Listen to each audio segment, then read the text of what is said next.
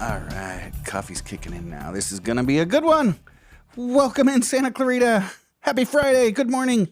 You are listening to KHTS, your hometown station, 98.1 FM and 1220 AM. This is SCVi and iLead School's Eye on the Valley.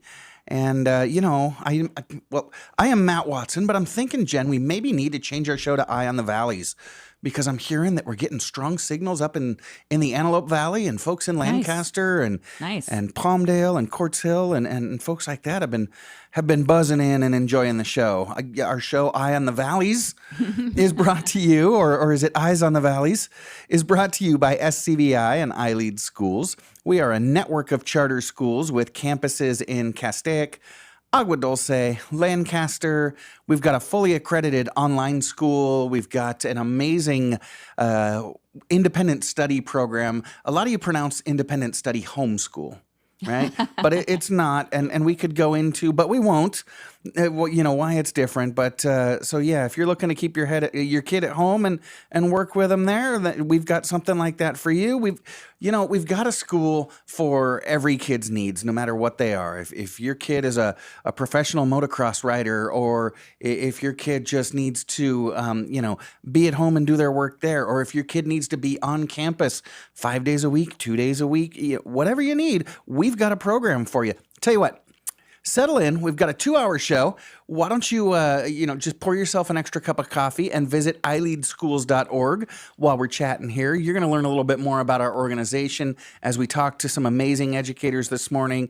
But you're going to be able to dive deep if you head on over to that website, iLeadschools.org. So yeah, we keep our eye on education here in Santa Clarita, the Antelope Valley, across the nation. But we also we keep our eye on the valley as well, giving you everything that you need to know about what's what right here in the valley, keeping you posted, because we stay well-rounded, right? And along the themes of staying well-rounded, we also have a good time. So we'll kick things around and giggle a little bit and have some fun. Because, that's what we do. I am just fired up this morning. We've got a great show for you here on Eye on the Valley. It's coming up in just a minute. Like I said, we're going to talk to some of my favorite educators. Francesca Bolivar, Stephanie Koshuta, and Michele Bowes join me in just a moment. These ladies all, I'll let them explain it to you, but they are doing some amazing work with their learners at our different iLead schools. And so we'll get to that in a minute. And then in hour 2, we've got Santa Clarita Councilman Jason Gibbs. Jason Gibbs was just appointed to his second term on the Santa Clarita City Council because it sure beats having to run a campaign. So we'll talk to the councilman at 9 o'clock, and we'll horse around with him a little bit. And, I know the councilman likes to stick around and play with Big T, so I'm not really sure, though. He wasn't really feeling it this week, But, I'm never really feeling playing around with my big brother at the end of the show. But Mom makes me, so maybe we can get Mom to make the councilman play with Tony as well. So, if you've never listened to the show, my mom makes me bring my stupid big brother on for the last 5 minutes. And, he comes with trivia questions, and he's got fun facts and things like that. And during college football season, he brings Papa's Pick of the Week. For what reason, nobody really knows. It's kind of a train wreck. It's pretty entertaining. So, yeah, let's go ahead and get right to it. So I want you to imagine, take yourself way back. Imagine back in the days that you were in elementary school. Remember those carefree times? Remember when your shirt didn't match your pants and you didn't care, and you were just having a good time, going to school, playing with your friends, digging in the dirt, just completely without a care in the world. Can you take yourself back there and picture that? Okay, take yourself back to that day, and now imagine that the next day your family decides to move to another country where you don't have any friends, you don't understand the language, your teacher, your school, and even the very systems of the way things work are all different. Imagine how challenging that would be for you. Well, that's what thousands of kids all over Southern California are working through every day. And my first guests this morning are all phenomenally talented and dedicated educators who are helping these children not only cope, but succeed and become leaders in their community. want to welcome to the show Francesca Bolivar of iLead Lancaster, Stephanie Koshuta of iLead Exploration, and Michele Bowes, who is the Director of Learning Support with iLead California. Ladies, welcome to Eye on the Valley. Hi. So Hello. good. It's good to have you all. And so let's kind of go one by one really quick. Ladies, why don't you tell us briefly about your role, what it is that you do for our organization? I know you work for, each of you work for 3 different entities. So tell us about that. And then also tell us how long you've been with our schools. Michele, why don't we start with you? Where is it in our organization that you work? What do you do? And how long have you been with us? Okay, so currently I work for iLead California, and we're a charter service provider, something like that. And so we help all the iLead schools do all the school things so that they can be successful. I joined iLead in 2012 as a 3rd grade facilitator at SCVi, and since that time I've had different positions, including being the founding director at iLead Antelope Valley, which is still there, and it's a great school if you're interested. It is a fantastic school. And Michele, so you and I have had the opportunity to work together for the last 12 years. Michele, did you know that in the 16-year history, we've got 6 schools, you and I are the only 2 people who have ever taught in an iLead classroom and run an iLead school? Oh, wow. Having both of those perspectives has really helped me with this position. Which is probably why they put you there. So you support all the folks across our 6 schools, including Francesca Bolivar. Francesca, why don't you tell us about where it is that you work, what you do, and how long you've been with us? Of course. I'm a facilitator at iLead Lancaster. This is my 9th year with our organization. Wow. Throughout my time at iLead, I've taught both 2nd and 3rd grade, and I just recently transitioned to teach within our independent study program. Oh, great. Yeah, so in addition to that, I'm also our EL site coordinator for iLead Lancaster, where I support facilitators in implementing language development strategies in the classroom. Fantastic. So you're helping those kids that I was talking about earlier, the kids that are learning English, and so I appreciate that. Stephanie, you kind of do the same thing, but for a rather different part of our organization. Why don't you tell us about that? Yes. So I've been with iLead. This is my 5th year. I'm with our exploration program.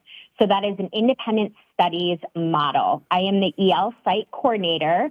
So I support just our English language learners in all areas. And then I'm also an educational facilitator. So I also have my own roster of students that I teach. Okay, so Stephanie, you said that the school that you work for, it's a little bit different. You said it's independent study. I mentioned in the intro that some folks pronounce that homeschool, but I always get my hand slapped when I call it a homeschool program. It's not. Can you tell us a little bit about iLead Exploration and why folks get confused thinking that you're a homeschool? Yes, I think back in the day, a lot of people just casually threw that word out to describe our program, but it's not the right word. So when you're homeschooling, you're choosing your own curriculum, you're setting your own pace. You're really just accountable to you as the parent and your kids. You're not really accountable to anybody else. You're doing your own thing. At our school, you choose our school because you want somebody there to support you. You want the expertise. You want the guidance. You want accountability.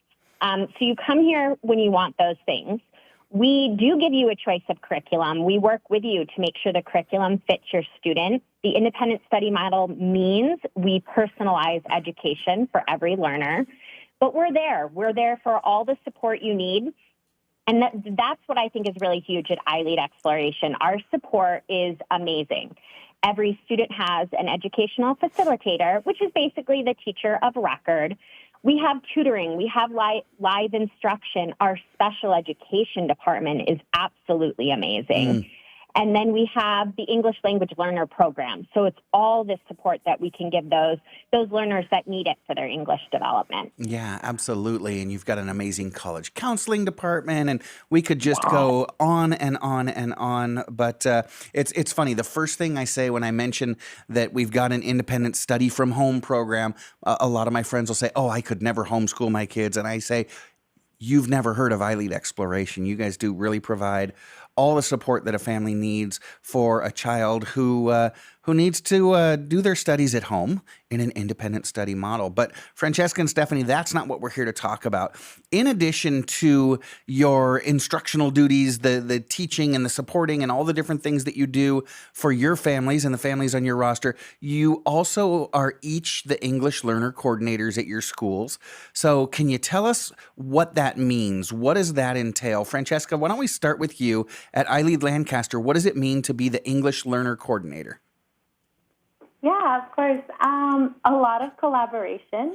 I work a lot with Michele Bowes, and then Eileen Sandoval, who couldn't be here today, but she does phenomenal work with our intervention on campus. So she works one-on-one in small groups with our learners, and she builds relationships with our families, and she's just really amazing. She's shy, so she's not here today to talk with us, but she's incredibly fierce at advocating for our learners and their families. So I just wanted to highlight her really quickly. But collaborating with the teachers, I look at the data, I look at MAP scores, LPAC scores, and I give those results to the teachers, and together with their families, we make informed decisions on their instructional practices for the year and making goals with them and trying to get them to progress in their academics.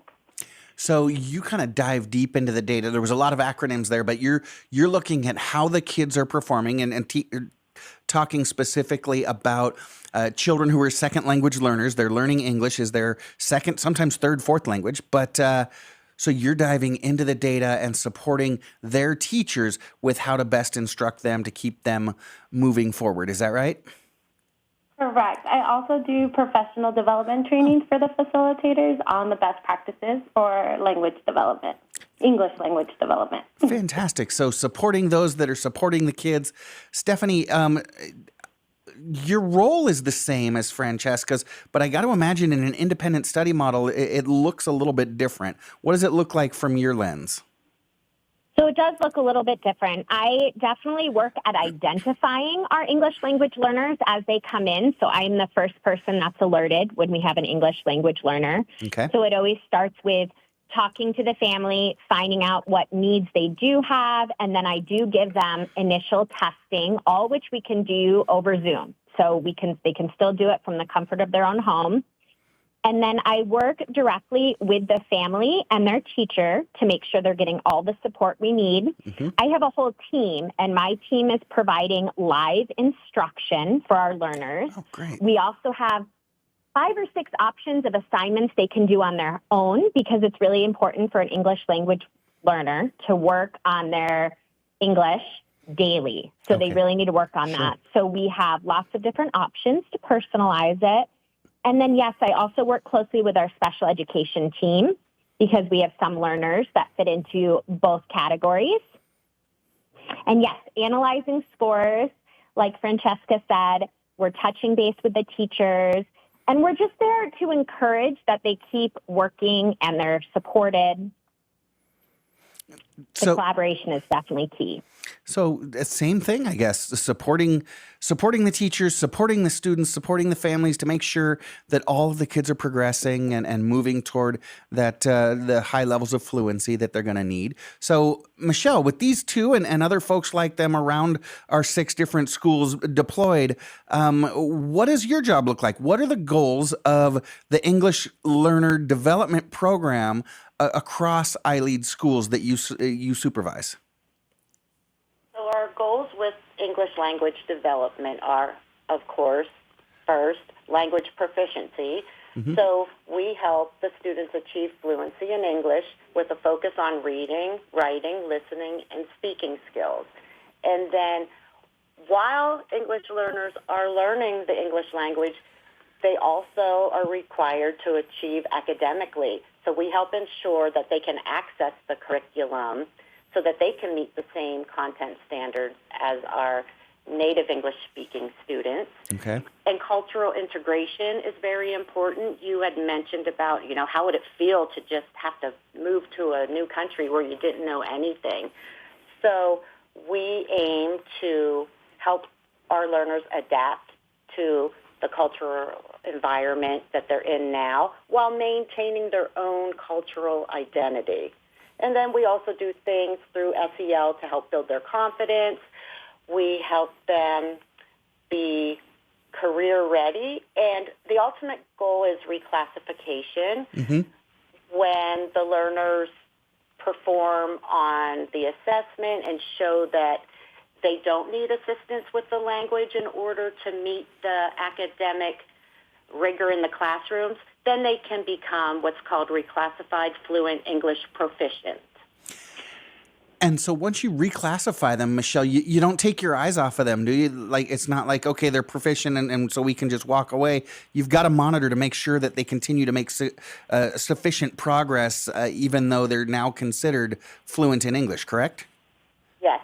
And at iLead, that just comes naturally because once there are students, they are always our students. But legally, all California public schools are required to monitor reclassified English learners for 4 years. Just in case they need that extra help, we can provide it again.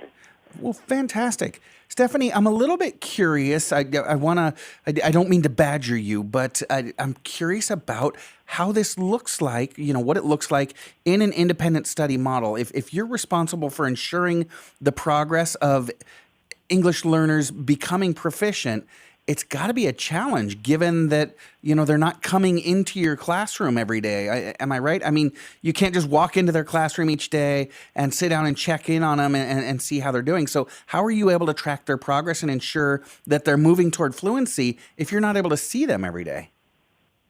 So that definitely is a challenge, but here at iLead Exploration, I feel like we've really worked hard on that piece. So each year our EL program is growing and growing. I have a team this year of 9.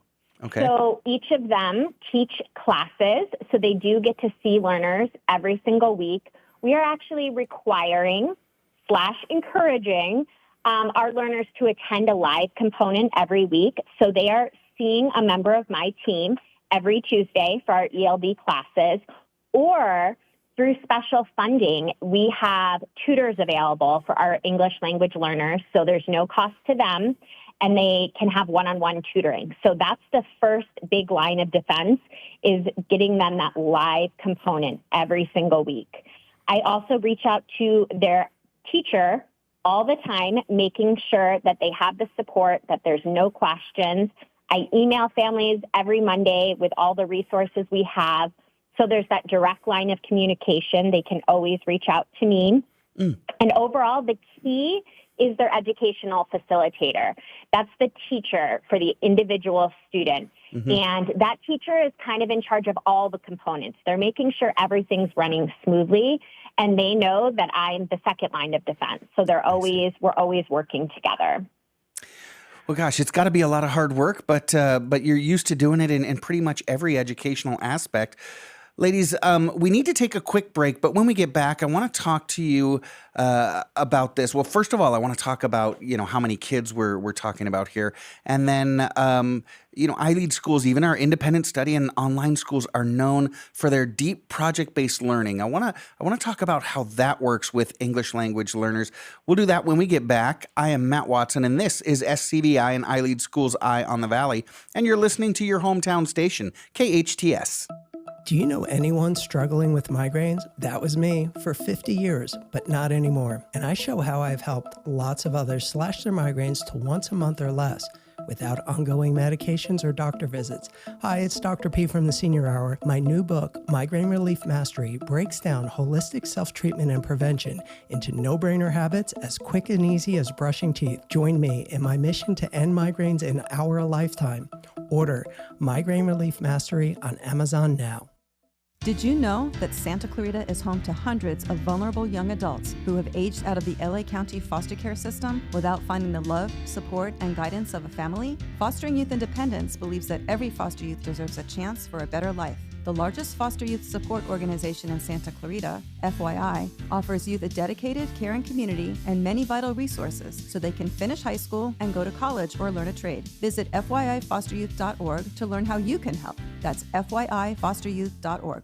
If you want to know where somebody will stand in the state Senate, Look at what they've done. Kip Muller spent his career fighting for middle-class families, Kip helped prosecute sexual predators, fraudsters, and violent criminals. and he holds big corporations accountable when they take advantage of workers. So it's no surprise, in the state Senate, Mueller will work to bring down costs, including housing, Protect a woman's right to choose and support tougher penalties for dangerous criminals. to make all our families safer.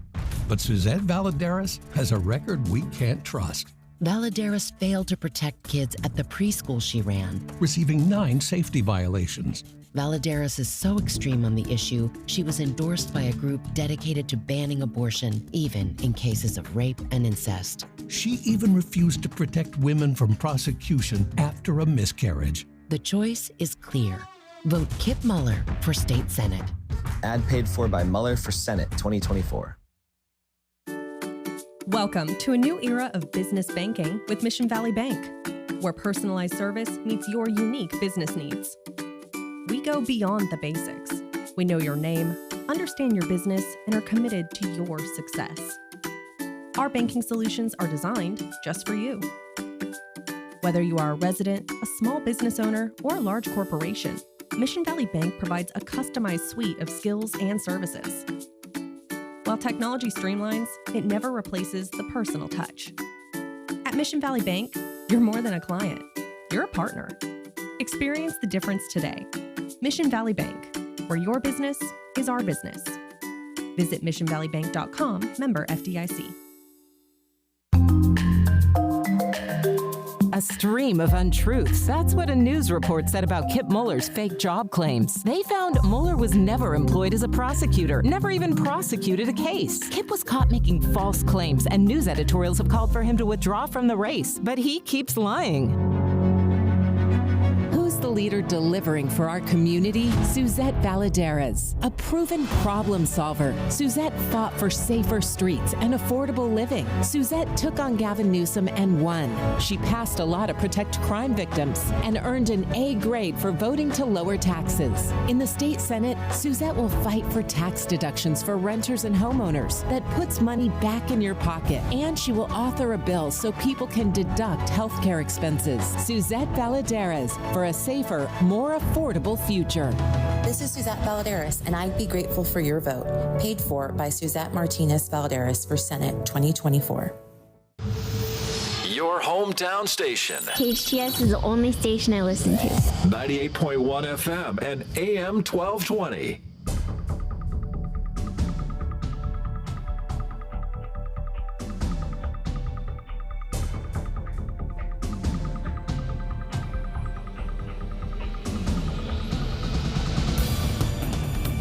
Welcome back.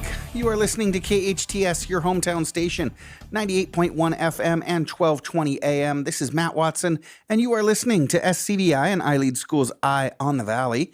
And joining me this morning are Francesca Bolivar of iLead Lancaster, Stephanie Koshuta of iLead Exploration, and Michele Bowes, Director of Learning Support with iLead California.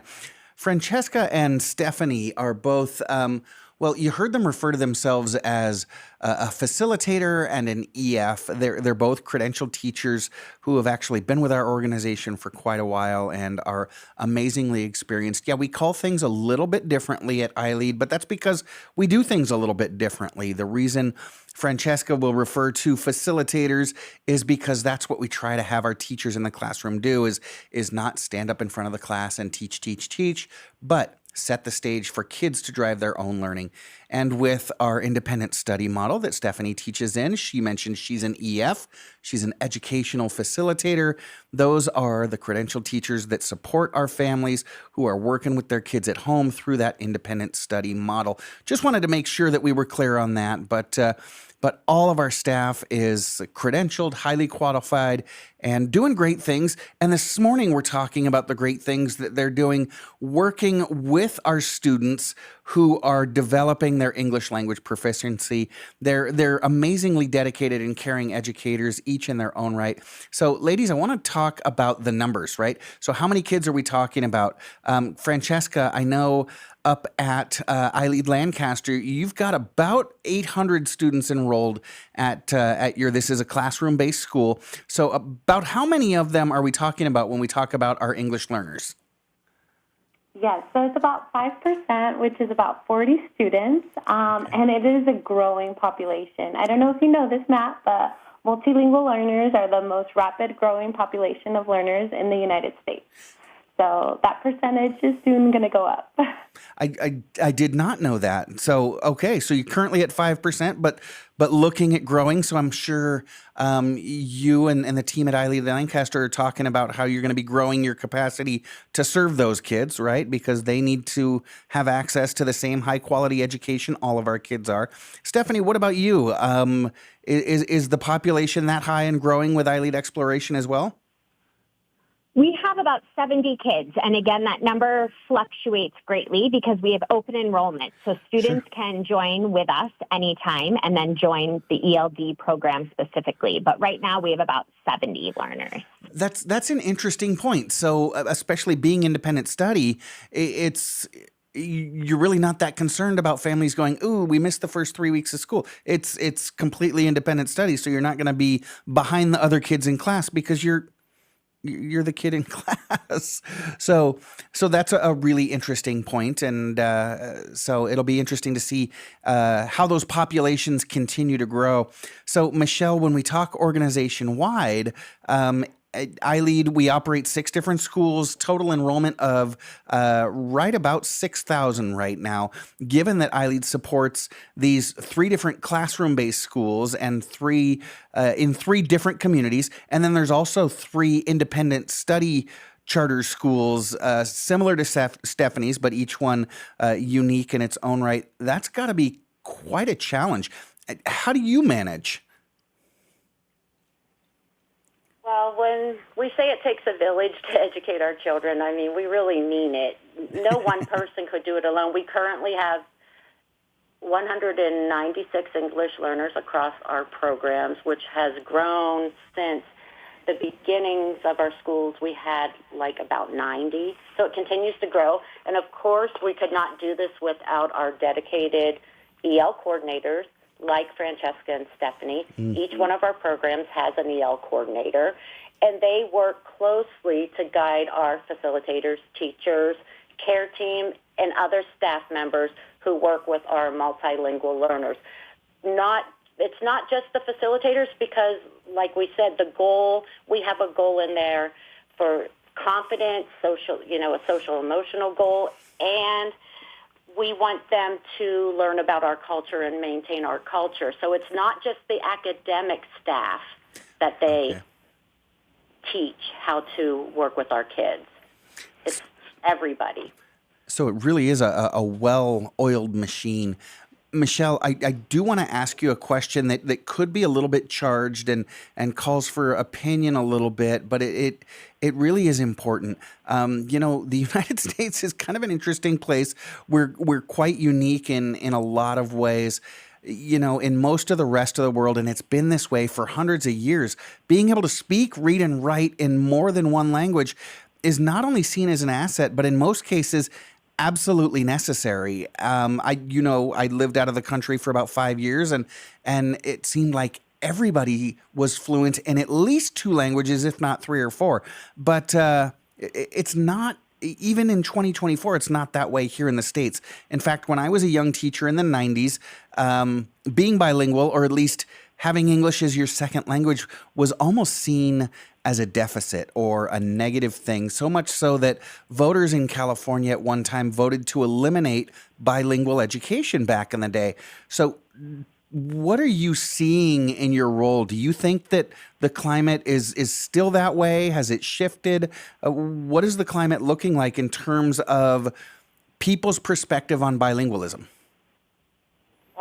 I remember Prop 227, yes, which I that's what it believe was. In 1998, I was fairly new to teaching in California at that time, and it was like we had to say English only, English only. We were supposed to tell the kids that we weren't allowed to accept them communicating in other languages, and it just seemed like sending a message that all languages are bad. You must only use English. And so I believe it was in 2016 when Prop 58 repealed Prop 227 by over 70% of California voters. Mm-hmm. So, I mean, that shows right there that perspectives are starting to change. Mm-hmm. I'm sure we can all agree that the more languages that we can speak and understand, the better. And a wonderful thing we have in California for our learners who are fluent in English and another language is the California State Seal of Biliteracy. Yeah. Which is a special seal that goes on their high school diploma. And like we share with our parents at our English Learner Advisory Committee meetings, that is a great thing to have on your resume. Oh, yeah. I don't know if you've looked at jobs lately, but I have a daughter who's, looking for employment. She's, out of college, and we often see bilingual preferred or sometimes required. Yeah. So we really want to encourage multilingual learners, and that it's a good thing. Yeah, I hadn't thought about that seal of biliteracy, but I have seen the shift, right? There's, in fact, right here in town, here in Santa Clarita, I know up in the Antelope Valley as well, dual language immersion programs have become very popular, not just with families that English is their second language, but also families that English is their first language, looking to develop a bilingualism in their kids. You mentioned the seal of biliteracy, and I just kind of stuck out my chest a little bit. My son actually graduated high school a few years back with 2 of those seals because he's can speak, read, and write in English, Spanish, and in French. So he got 2 of those seals. So I want to talk about project-based learning because, as you know, iLead was kind of founded on that foundation of project-based learning. It is so fundamental that kids are involved in their learning, hands-on learning, experiential learning. But how does that work when kids are still working to develop proficiency in English? Francesca, maybe we'll start with you, given that you've worked most of your career in the classroom-based charter. How does English language development dovetail in with project-based learning? I love project-based learning, and I love it especially for English language development because it integrates like everything: listening, speaking, reading, writing skills. It's all there. It's all encompassed, right? And it also has that big collaboration piece that we love so much, and that allows our multilingual learners to practice their language skills in a collaborative setting where they don't feel like a lot of pressure, and it's not some learner teaching another learner something. They're actually learning from each other. They're sharing ideas. They're both learning the academic vocabulary that everyone needs to learn because it's something that needs to be taught and learned. So I think project-based learning is really good for developing English language proficiency. Stephanie, what about you? I know that you all are developing a rigorous project-based learning program at iLead Exploration, even though it's an independent study program. I feel like I'm constantly asking you the same question. So how does that work in independent study? But Stephanie, how does that work in independent study? Yes. So we have all these wonderful teams at iLead Exploration where we all work on different facets of our school because we want to provide all the things to our learners. So I'm in charge of the English language learners program. That's my kind of lane. But then we have a whole team that's in charge of project-based learning. And we all work collaboratively. We meet once a month. We figure out how we can support each other, how we can work together. So we have this amazing team that, again, every year we just keep growing and give our learners more opportunities. But all learners at our school, and especially ELs, can sign up to do different projects. We have them continuously rolling out. So they have different opportunities throughout the year based on different ages, based on different interests. And it's something, like I've mentioned before, iLead Exploration is all about personalized education. So it's not a one-size-fit model. If they're interested in the project that's going on, they can sign up for it. If they have different interests, that's what our facilitators do. We work with our learners to provide opportunities. So we can also create projects on just a one-on-one basis, or they can join a live class a couple of times a week and work on a project together. Oh, that's awesome. That is wonderful. And, one thing that I've learned over, the past 3 decades of teaching is while very few of us got into teaching for selfish purposes, right? We work far too hard and make far too little money to think that we got into this for selfish reasons. But there is some kind of self-serving feelings that we get sometimes. Some of those heartwarming stories of working with our learners. I remember always working with my English learners to make sure that when they finished, that they were able to fully transition and were fully fluent in English before they went on to middle school, because I knew that if they didn't reach proficiency by the time they got to middle school, it would be a real struggle for them. And I remember a couple of my kids one year coming back, and I was asking, okay, are you guys aren't in an ESL program, are you? And a couple of them were telling me, no, we're in honors English. And I was super excited, really, really heartwarming. Do you have any of those kind of heartwarming stories of working with English learners? Stephanie, why don't we start with you? All right. So I am that first line of who our English language learners see when they come into the school, and I give them that first initial test that determines their eligibility for the English language learner program. Mm-hmm. So I still remember boys that came, they were brand new to our country, brothers, and I had to give them this test, right? And they don't speak any English. There were a lot of tears. I tried to make it as simple as possible and get through it as fast as possible because we knew they needed that support. Sure. Then fast forward into February, March, when we do our yearly testing to check on their progress. And I had seen them in class off and on, but then here we are doing the test, and both of those learners they're fluently in their speaking. We still need to work on their academic English. Sure. But they were happy to see me. They're talking to me. They're showing me their pet guinea pig. So just seeing that progress that can be made in such a short time is always amazing. That is super quick. That is incredible. Francesca, I've seen you work in the classroom, and the level of love and care that you have for every one of your students is just untouched by any other teacher I've ever seen. You've got to have something really heartwarming and warm fuzzy. Can you share maybe one or two of those? Oh, thank you, Matt. I really appreciate your kind words. Last year I had the opportunity to work with an English language learner whose family had recently moved from Mexico. Mm-hmm. And I was initially surprised, if I'm going to be 100% honest, with my own assumptions as I was looking at her file. I was a little worried, and I thought maybe she might struggle due to her limited English, but I met her, and she's just like the most remarkable, intelligent student or learner I've ever had in my classroom, and she has such a big passion for learning. So that was a big eye-opener for me. It was just a reminder that sometimes we make assumptions off of our learners based off of their English proficiency, and then they actually are phenomenal. And I was thinking to myself, like, what are they doing in Mexico that I can adopt and get, because this learner is just so passionate about learning and loves to interact, and she was just so wonderful in our classroom. And although she was shy, she integrated so nicely into our community, and I helped her. I translated some stuff for her initially, and then I would go to the public library and I would get her books in English and in Spanish so that she could read them independently and develop her English proficiency, but also read to buddies with her peers in the classroom. So she was developing those friendships, and she became very popular in our classroom.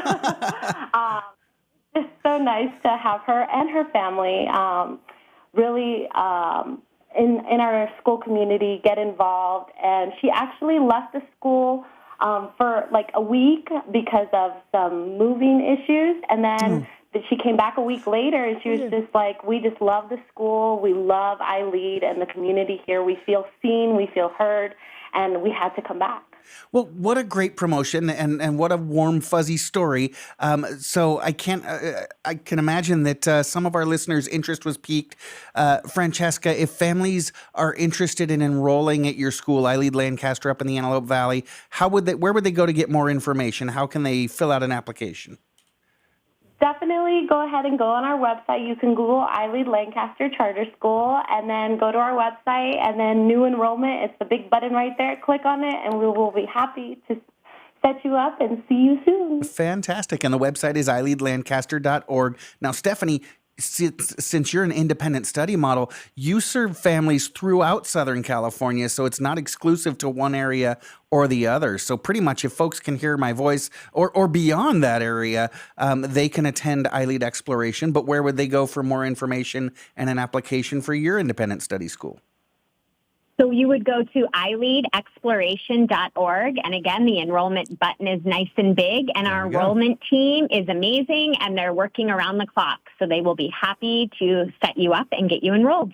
Fantastic. Ladies, I want to thank you for joining me this morning. The service that you're doing for all of our students, making sure that each one of them is making the progress toward their individual academic and social emotional goals is just foundational. Thank you all so much. Francesca, Stephanie, Michelle, we appreciate it. Y'all have a great weekend and we'll talk soon.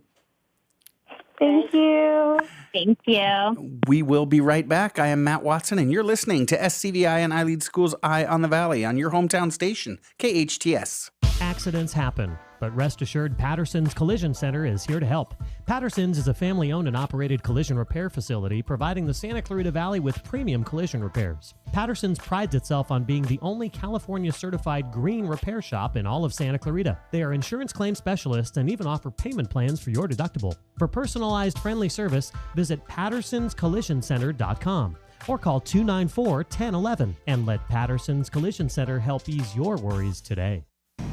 Folks, this is your pancake speaking. If you look out your window, we're flying over IHOP's delicious international pancake combos. Sweet tres leches. A pancation wonderland with views of Belgian chocolate, tres leches, and vanilla spice. Pancakes. Pancakes. Pancakes. Pancakes. You know, let's back this thing up and take another look.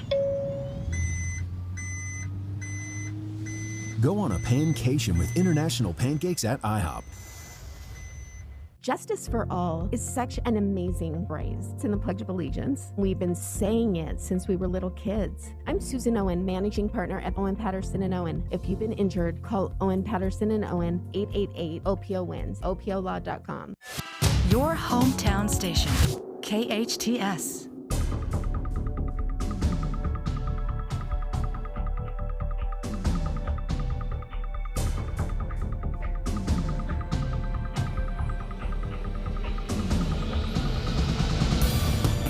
Welcome back. You are listening to KHTS, your hometown station, 98.1 FM and 1220 AM. This is Matt Watson, and you're listening to SCVi and iLead School's Eye on the Valley.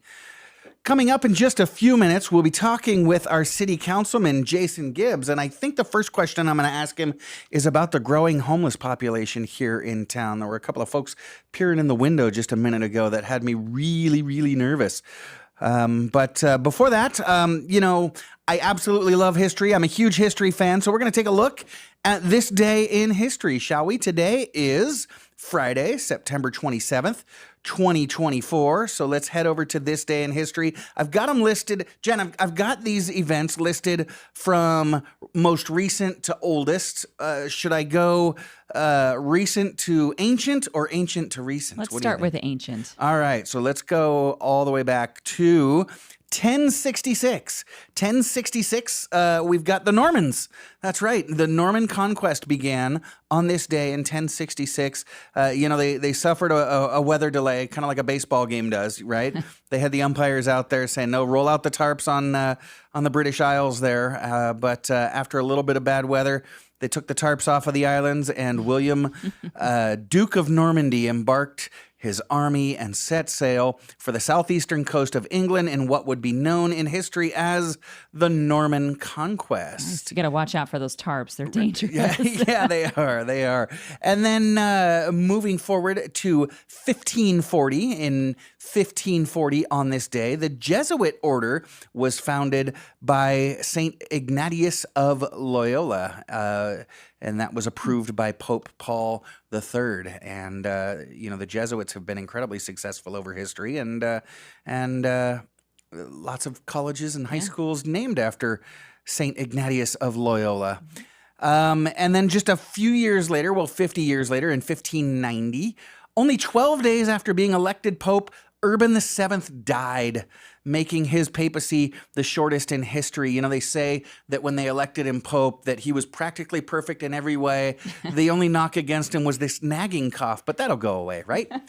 A spoonful of sugar maybe will help it go so away. Pope Urban VII died after only 12 days, and the Pope after him he was a pretty good Pope, not quite as strong as Urban. They say he was suburban.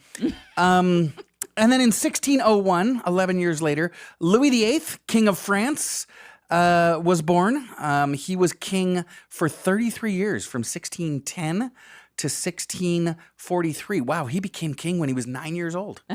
But all right, sweet.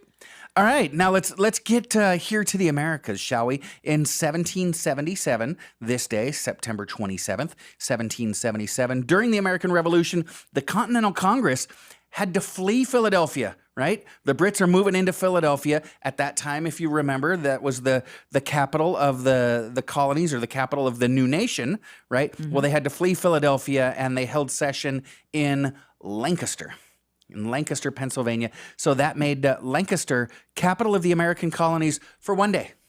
Oh, wow. One day. Yeah. Interesting fact about Lancaster and our previous guest, Michele Bowes, Director of Learning Support for iLead California. Michele Bowes lives not in Lancaster, but in Lancaster. California. Interestingly, her mother lives in Lancaster. Really? Seriously, her mom lives in Lancaster. Funny. She lives in Lancaster. So, very interesting.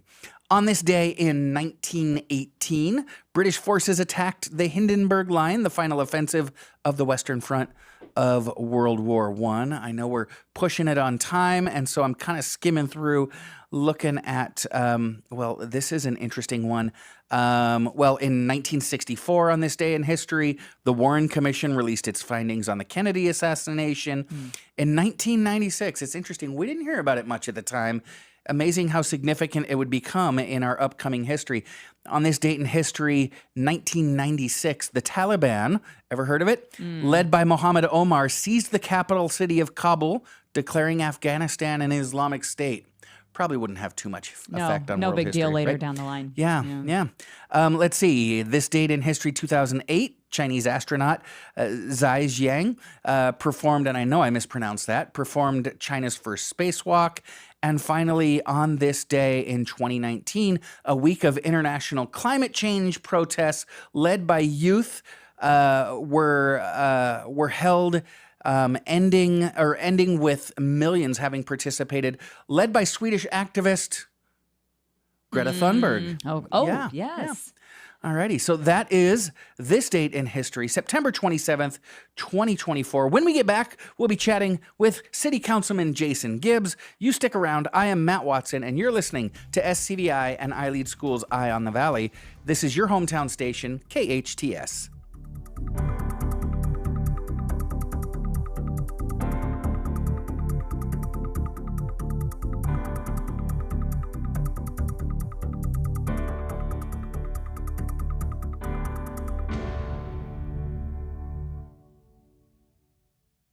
If you want to know where somebody will stand in the state Senate, look at what they've done. Kip Muller spent his career fighting for middle-class families. Kip helped prosecute sexual predators, fraudsters, and violent criminals.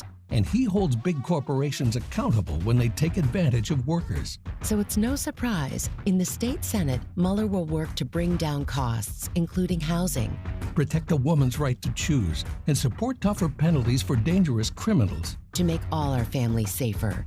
But Suzette Valadares has a record we can't trust. Valadares failed to protect kids at the preschool she ran, receiving 9 safety violations. Valadares is so extreme on the issue, she was endorsed by a group dedicated to banning abortion, even in cases of rape and incest. She even refused to protect women from prosecution after a miscarriage. The choice is clear. Vote Kip Muller for State Senate. Ad paid for by Muller for Senate 2024. What's so special about lunch at Presto Pasta? $10 lunch specials, that's what. Visit Presto Pasta for lunch prepared presto. So when it's time to get back to work, you're not out to lunch. It's time for another Presto Pasta Radio Rewards reminder. Go to prestopasta.com now. You'll get free garlic knots or $5 off your order after you join Loyalty Rewards now at prestopasta.com. Restrictions apply.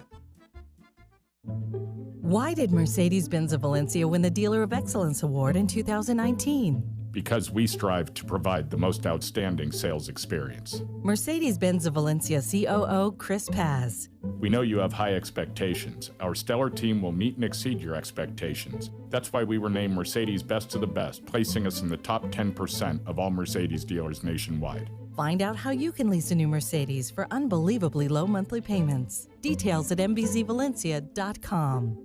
Hi, I'm Patsy Ayala, and I love calling Santa Clarita home. Our city offers so much: beautiful parks, safe neighborhoods, and thriving local businesses. But there's always room to grow. I'm running for City Council to ensure that we continue improving our quality of life. Together, we can make Santa Clarita even better for every family. Vote for community safety and progress. Vote Patsy Ayala. I'm Patsy Ayala, and I approve this message. Justice for all is such an amazing phrase. It's in the Pledge of Allegiance. We've been saying it since we were little kids. I'm Susan Owen, managing partner at Owen Patterson & Owen. I went to law school because of justice for all. I wanted to fight for all those people who couldn't get justice on their own. If you've been injured, call Owen Patterson & Owen, 888-OPO-WINS. And we do, 888-OPO-WINS, or go to opolaw.com. KHTS, AM 1220 and 98.1 FM Santa Clarita. It's 9 o'clock. Time for national news on KHTS. Explosions south of Beirut. I'm Lisa Brady, Fox News. The Israeli military says it targeted Hezbollah headquarters in Lebanon. Fox News has learned they were targeting the Hezbollah leader, Hassan Nasrallah. Hezbollah is the quintessential terror organization in the world today. Israeli Prime Minister Benjamin Netanyahu telling the UN General Assembly earlier today that Israel is fighting for its life as the U.S. continues to push for a ceasefire over the Lebanon border and in Gaza. A complicated puzzle. That's how former President Trump is describing the war in Ukraine after meeting with President Zelensky in New York, days after suggesting Ukraine should accept a quick end to the conflict with Russia. It should stop, and the president wants it to stop. And I'm sure President Putin wants it to stop. And that's a good combination. So we want to have a fair deal for everybody. He did not specify today what a fair deal would be, saying it's too early for that. Zelensky, who had White House meetings yesterday, signaling there are limits to any deal. He says Russia's president is on Ukrainian territory. Trump heads to Michigan this afternoon, while Vice President Harris will visit the southern U.S. border for the first time in more than 3 years during a campaign trip to Arizona. What had been Hurricane Helene is still flooding parts of the southeast after hitting Florida as a Category 4 storm, now blamed for at least 6 deaths in several states, including Georgia, where Helene weakened to a tropical storm and where rescues continue. Governor Brian Kemp telling Fox News. We've got multiple hospitals in South Georgia without power. Backup generators were knocked out, responded to nursing homes, and then we know we still have people trapped in homes that we're trying to cut our way into. The damage extending hundreds of miles into the Carolinas, knocking out power to several million people. 2 more storms churning out in the Atlantic. New tropical storm Joyce, not a threat to any land at this point. America is listening to Fox News. You might wonder, John Legend, how do you keep your voice sounding so legendary? Honey. And how do I keep my protection against COVID-19 up to date? With a COVID shot this season, designed for recent variants. You can get your COVID-19 shot when getting your flu shot if you're due for both, as recommended by the CDC. The fresher, the better. Ask your healthcare provider about getting this season's COVID-19 shot when getting your flu shot. Sponsored by Pfizer. Sweet chocolate reward. Sweet chocolate reward. This is not just the sound of someone picking up a sweet treat at Walgreens. This is the sound of someone picking up a sweet treat right after receiving all their vaccines in one trip. This is the sound of treating yourself, because you protected yourself.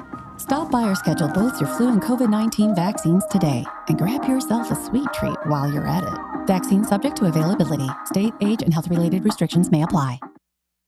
Due for arraignment at this hour, New York City Mayor Eric Adams, after being indicted on 5 federal counts in a corruption probe, accused of taking bribes from a Turkish government official and foreign businessmen, including free meals, luxury hotel stays, and free or discounted flights. The gifts exceeded $100,000, according to prosecutors who also say Adams accepted illegal campaign donations and returned the favor by pressuring fire department officials to sign off on the opening of the Turkish consulate building in Manhattan, despite safety concerns. Adams' attorney says there was nothing illegal, and investigators are trying to mislead the public. Fox's CB Cotton, Adams refusing calls to resign. Multiple Iranians indicted by a federal grand jury related to hacking the Trump campaign. No details yet on the specific charges.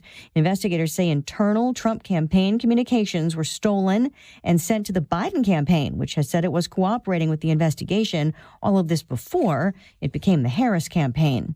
Oscar-winning actress Maggie Smith has died, a star of stage and film. She was 89. During her 6-decade career, she won a Best Actress Oscar for her role in 1969's The Prime of Miss Jean Brodie and gained younger fans with her portrayal of Professor Minerva McGonagall in the Harry Potter films. Hogwarts is threatened. Man the boundaries. Protect us. Do your duty to our school. She was also beloved for her scene-stealing Dowager Countess of Grantham in Downton Abbey. Sarcasm is the lowest form of wit. Smith won accolades for her theatrical performances in London as well as on Broadway. Fox's Tanya J. Powers, a statement from her sons, says Smith died early today in a London hospital. More news of cooling inflation rallying stocks. The Dow's up 324 points in record territory, but the NASDAQ turning lower. And Lisa Brady, Fox News. I'm Stuart Varney, and this is the Fox Business Report. Stocks are higher, and Wall Street could see records again today for the Dow and S&P. The University of Michigan's consumer sentiment reading rose at the end of this month. The reading topped 70. The report says though sentiment remains below its historical average because of frustration over higher prices, consumers are fully aware that inflation has continued to slow. The PCE inflation reading for August improved from July, up just 0.1% for the overall reading, in core prices excluding food and energy. For the year ending in July, prices rose more modestly, up 2.2%. The core reading for the year rose slightly, up 2.7%. Wall Street analysts say inflation could have an impact on an iconic food company. Campbell's shares down 0.5%. That's your Fox Business Report. I'm Ginny Cosola. Invested in you. Hey, Donald Trump Jr. here. Central banks are buying gold at record amounts, and the trend is accelerating in 2024. They see the writing on the wall. The dollar is failing. Is gold the answer for you too?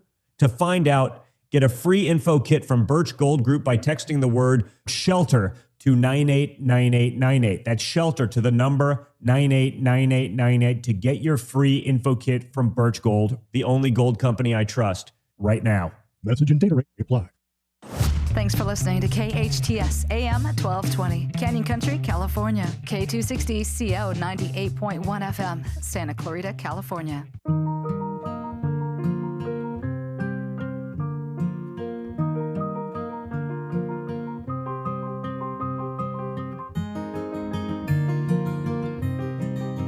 With locations throughout the valley, Providence offers the most advanced technology and therapies for treating cancer in Southern California. Call 1-888-HEALING for your annual checkup or second opinion. The road to healing leads to Providence. Your hometown station. Life takes us in different directions sometimes, and we may not always have computer access for breaking news. KHTS has a solution: text alerts. Breaking news you need to know about fast. Freeway closed? We'll text you directly. Emergency police activity in the Santa Clarita Valley? We'll text you. Sign up now for text alerts at hometownstation.com. KHTS has your back. 98.1 FM and AM 1220. The following is sponsored programming and does not necessarily reflect the views or opinions of KHTS or its ownership.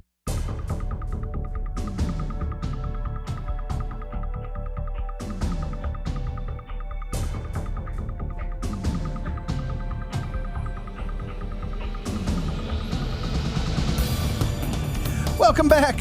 You are listening to KHTS, your hometown station, 98.1 FM and 1220 AM. This is Matt Watson, your host. You are listening to SCVi and iLead School's Eye on the Valley. And now on the line, well, we've got Papa calling in. We had Dad on the phone. He's calling in to give his live Papa's Pick of the Week.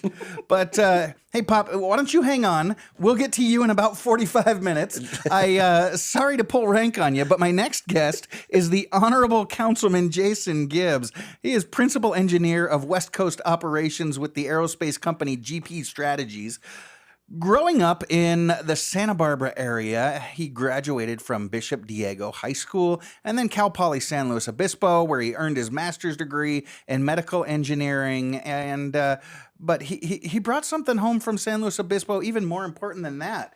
That's a young bride named Chandra, and somehow convinced her to marry him. The two moved to Santa Clarita in 2012, where Jason quickly became involved in the community that he had instantly fallen in love with. He's volunteered on several nonprofit boards here in town, such as the Boys and Girls Club and the Valley Industry Association. In 2020, Jason was elected to the Santa Clarita City Council, where he served with dignity during his first term, dignity. Which included a stint as mayor in 2023. Jason was set to run for re-election. It was. Say it ain't so. Oh, wait a minute. Let me finish that sentence. He was set to run for re-election this November, and I know we're inside the election window where we're not supposed to be interviewing candidates on the air anymore, but something interesting happened this year with his campaign. I'm going to let Councilman Gibbs explain. Jason, welcome back to Eye in the Valley. Matt, thanks for having me. But hold on. You put your father on hold for 45 minutes. He's got to understand. Look, that is dedication to the show. My goodness. It's a live show. We got to stay on the clock, and I know you're an impatient man. So I'm impatient. I knew you weren't going to stick around. An impatient man. Okay. Are you a college football fan? Were you anxious to get Papa's picks? I was actually. Football for me right now. College football is very similar to Dodger baseball. I love college football. I love Dodgers baseball, but it's not really till the end that I really start paying attention. Oh man, it's just how it is. Okay, so you're saying that you missed home runs number 1, 2, and 3? I did, but I did catch number 50. Yeah, I saw 50. All right. And 49. 49 and 50 in the same game. 49 and 50 in the same game. Went 6 for 6. 6 for 6. We're talking about Shohei Ohtani, the superest of superstars on the Dodgers right now. He had one game where he went 6 for 6. He had 10 RBI, 2 home runs, or it was 2 dingers. 2 home runs? Was it 2 home runs or 3? 49 and 50. I think it was 49, 50, and 51. He had 3 home runs that day. Oh, he was showing off. 2 stolen bases. And he was about 3 inches from hitting for the cycle, which is where you get a single, double, triple, and home run in the same game. That's right. He had a single, double, home run, and he was trying to stretch another double into a single. Got a little bit greedy and got thrown out at third. What an amazing game. What an amazing season. Should we move on to the White Sox now? Well, everyone's moving on from the White Sox. All right. This is KHTS Sports Hour here. We jumped tracks there a little bit. We did. Jason, every time you come in, I start with the same question, and it's because with people in positions like yours, sometimes it's hard to understand. You're a city councilman. Yep. You're a rocket scientist, quite literally.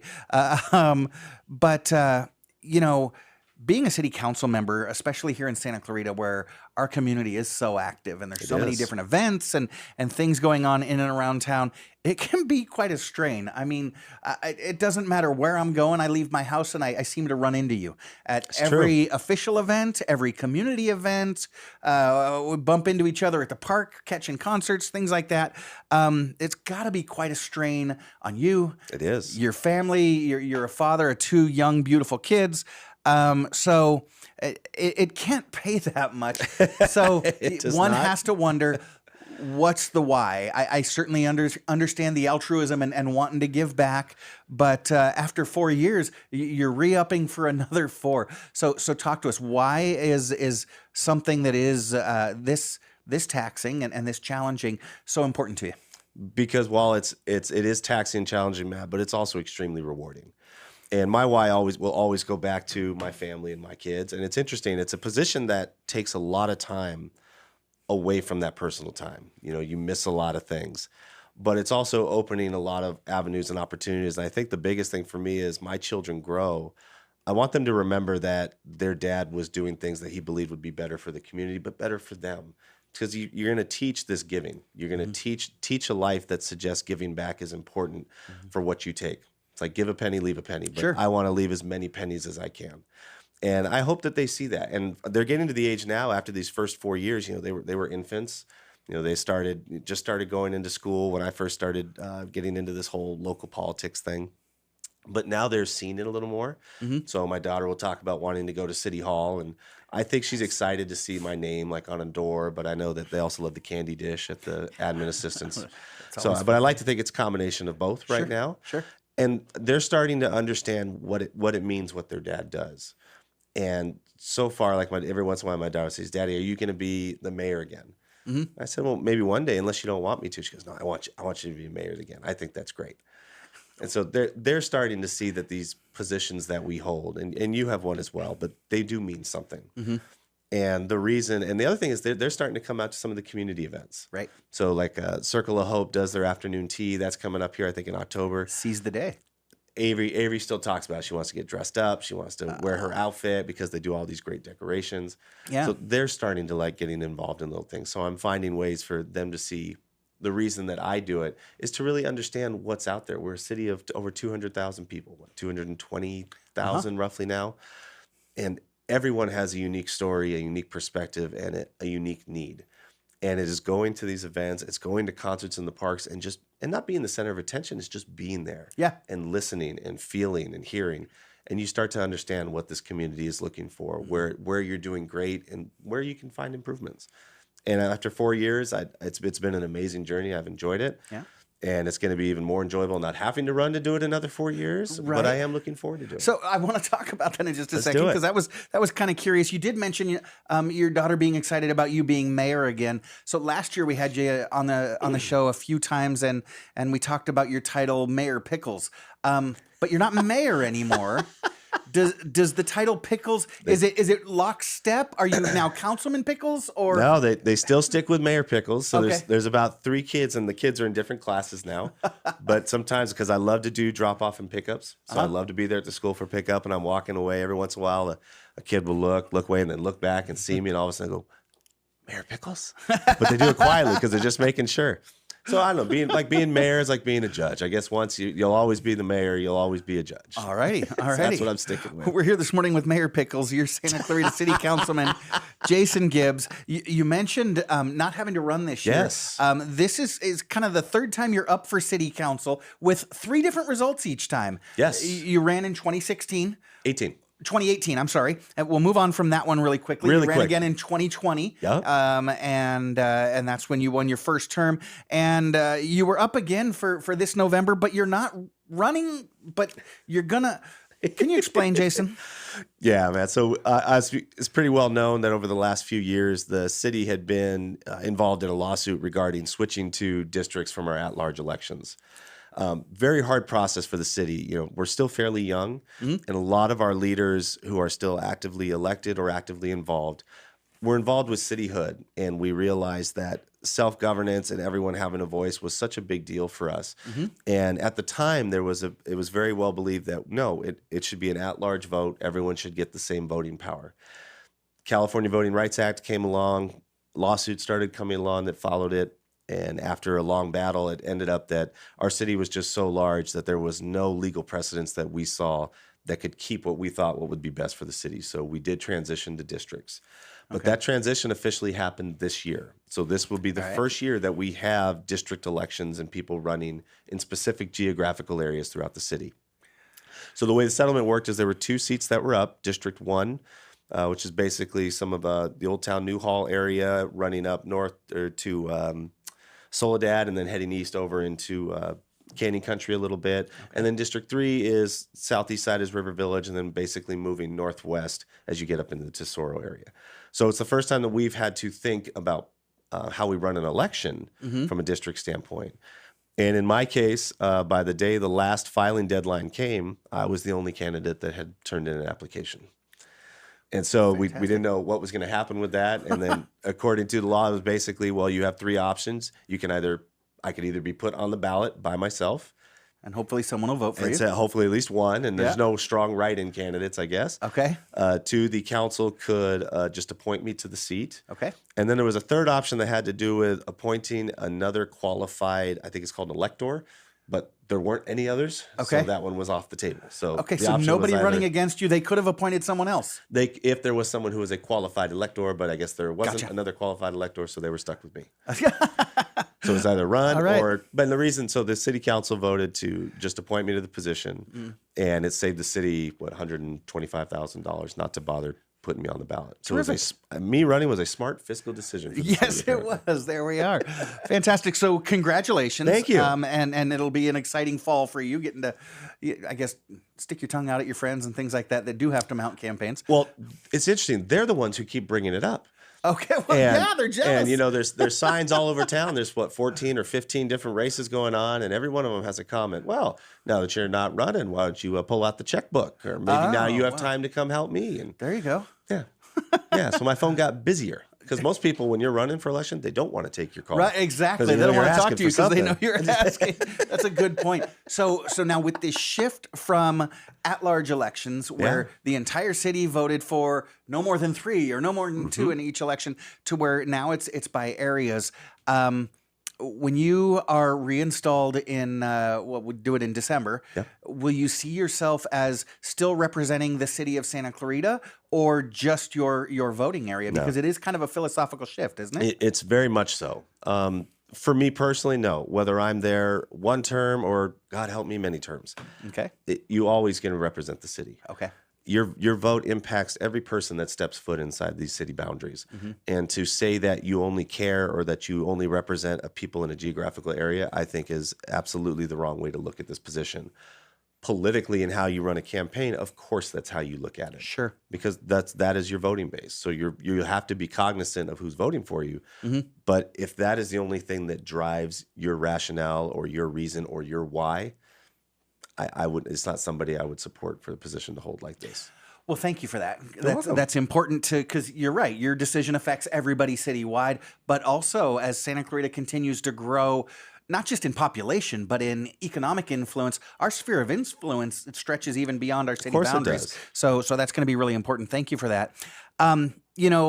For as long as I've been out here almost 45 years now, our city has always been incredibly intentional. By the way, that's impressive since you're only 37. Thank you. You're welcome. I thought about being here for a long time. So our city's always been really intentional about developing its offerings in regards to facilities, events, programming, things like that, always looking to enhance the quality of life for its citizens. So are there any specific programs, developments, things like that the city has got on its radar? What's coming up? Can you give us some coming attractions? Sure. I mean, the big ones that are obviously sticking out in my mind is just yesterday, we had the groundbreaking for the expansion of what's now called David March Park. Okay. And that one hits home a little bit for me because the first house that I was ever able to buy with my wife before we started having kids was just a few blocks on the other side, basically on the other side of the park. And so COVID hits, I have two very young kids, and we spent a lot of time outside at David March Park. And they still talk about that as their favorite park to this day, even as they've gotten older, 8 and 6 years old. So very excited for the expansion. And it's another opportunity for the city to expand on listening to what the community wants, because we're putting in another set of workout stairs. Oh, fantastic. Which you wouldn't think that just a simple piece of concrete running up a hill would be exactly what everybody wants. It's the most popular thing we have right now over at Central Park. So we're adding always the very second crowded. One. And it's the same thing. You get up to the top of the ridge line and you have beautiful views of the valley and of the city. And at the bottom of it, we're building our next baseball field. So we have another baseball field coming in at David March Park, basketball courts and canopies and other amenities. So that build out I'm really excited about. And its location there, kind of up on Plum Canyon, it's the view is going to be very similar to Central Park. Now, you know me, and that's an exhilarating feeling when you get to the top there. Is the city going to be installing an escalator soon? I'm trying. Okay. I don't know that I got 3 votes for it, but I'm trying to find 1 or 2. I appreciate it. I'd love to join my friends. At a up there minimum, at the maybe top. I could get you a slide for the way down. Okay, I appreciate that. I tagged you in a post a few years back, hoping for that down Plum Canyon. All right. So what else have we got coming up? Sure. And then the other 2 big ones, obviously, there was the announcement earlier this year at council that working with the county, we are going to be transferring Hart Park to the city officially. It is the last county-owned park within city boundaries that'll become part of the city. Okay. And this is just one of the most exciting things we're doing, because another big piece that's going to come with that is managing and operating the mansion and managing and operating a true museum type setting. Okay. So this is a whole new, and animals. Yeah. We'll be in charge of the animals too. Yeah. And so it's a whole new opportunity for the city to continue to find ways to be leaders in different things. And this is one of them. And so they've never had to take on, Hart's collection is tens of thousands of pieces. And all of that will be turned over from the curators, and then we become the owners and the stewards of it. So it's an incredible opportunity to take that history and then expand it and include those pieces of the other pieces of the city. Alrighty. And then to have that beautiful gem that is Hart Park. I mean, that's the heart of Newhall down here. Yeah, absolutely. And the last big thing, of course, is one of our biggest capital projects is the rink. So we broke ground on the new, we call it the rink, so obviously there will be skating, but it is meant to be a multi-purpose enclosed facility right up there at the sports complex, the Carvalho Sports Complex, right where the old sand courts was next to the basketball court. And, it'll have a kitchen in there. You'll have I call it a DJ setup, but a place for your audio and your video setups. So we'll have the Santa Clarita Raves will be coming apparently. There we go. Yes. Get me something that glows. Get some glow sticks. Yeah. But that's it. So we broke ground on that. You're probably looking at a year, 18 months, I think, with some of the initial thoughts. But man, again, it's just more opportunity where we find things that the city is interested in. And a lot of that sparked from Skating Mamas. Yeah. This huge interest in skating came back and being on wheels again during COVID and getting outside and opportunities to work out. And a lot of that spurred, well, you know what, we could do something like that here. But let's expand it. We can have more opportunities, more pieces that can come into it. And so we were able to break ground on it. And Jason, amazing. Something like that, folks, I hear it a lot less now than I did when the city was contemplating buying the ice skating rink, the Cube. Folks were asking why. Yeah. What in the world? Why would the city be investing not only in an ice skating rink, but an ice skating rink that wasn't able to sustain itself? But y'all have been very proactive, and I think the answer is quality of life. Your job is to improve quality of life. But I remember in 2020, 2020 was kind of the coup de grace in a lot of places that were really, really struggling and not able to sustain itself. But there was a mom sitting right where you're at right now talking to me about, Matt, my kid plays hockey there, and now he's not going to be able to play hockey. You got to do something. I'm like, I talk. I'm on the radio. I peddle schools. And she says, no, let me get the word out there. And y'all listened. We did. And you stepped up and you bought the Cube. Where does that come from? The idea that, we as a city want to buy an ice skating rink, want to buy a local theater, want to build a roller skating rink. Sure. You actually went for the Cube. So I wasn't on the council yet, but obviously I was actively campaigning and engaged. And I remember watching that as well. And if you go back, it's very easy as an elected official sometimes to go, you know what? That's a great idea, Matt. We're going to buy that $15 million facility. Right. Well, there's a reality behind it of, can it work? Can it pencil? Can the city actually afford it? And not just afford it in the means of writing a check, but do you have the staff, the personnel, the ability, the time in order to make it a model, as you said, that isn't just a money drain? And once they started going through the numbers, they really looked at it and said, you know what, there's a real opportunity here. This is something that we think we could really make work. But it took the drive of the council to push staff and say, hey, this is something the community wants. This is something we want. We need to make this happen. And I give staff incredible credit because they did. And the improvements that they made have been incredible. And then we started we did a huge green energy project within the city. I think it was over $20 million. And a big part of that wasn't just the solar canopies at the sports complex or the ones being installed at the Cube now, but it's new refrigeration systems that are going in at the Cube and new solar on top of that roof. So we were able to provide this infrastructure improvement on an older building, upgrade it. The ice looks amazing. The inside is looking fantastic. And we did it while being able to operate under the old NEM 2.0 rationale so that we're making money by having all of this green energy production. And it's going to be able to offset those bond costs far earlier than what was anticipated. Fantastic. And you talk about how great it looks inside. I've been there recently several times.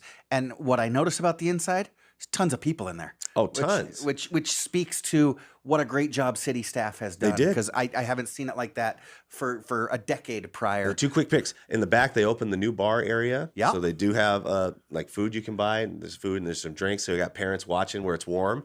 They don't go through. And on the outside, the huge screen. So I'm thinking maybe Dodger playoff games. We've got to have some Dodger games up on that screen. Bro, so staff's listening. Let's talk about that when I get there we City go. Hall, okay? Dodgers got to buy this first round. But yeah, let's get in there for the NLDS, the NLCS.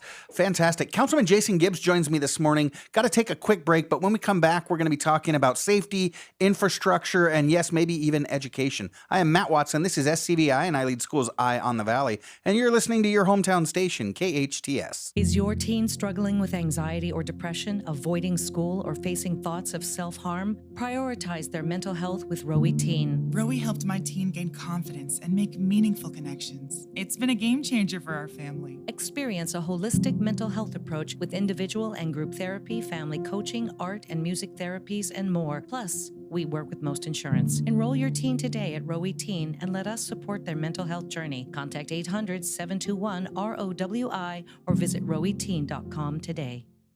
If you want to know where somebody will stand in the state Senate, look at what they've done.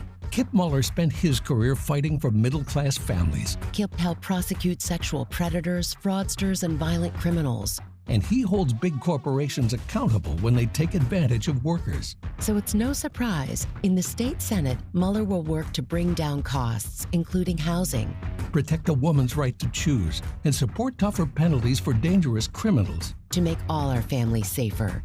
But Suzette Valadares has a record we can't trust. Valadares failed to protect kids at the preschool she ran, receiving 9 safety violations.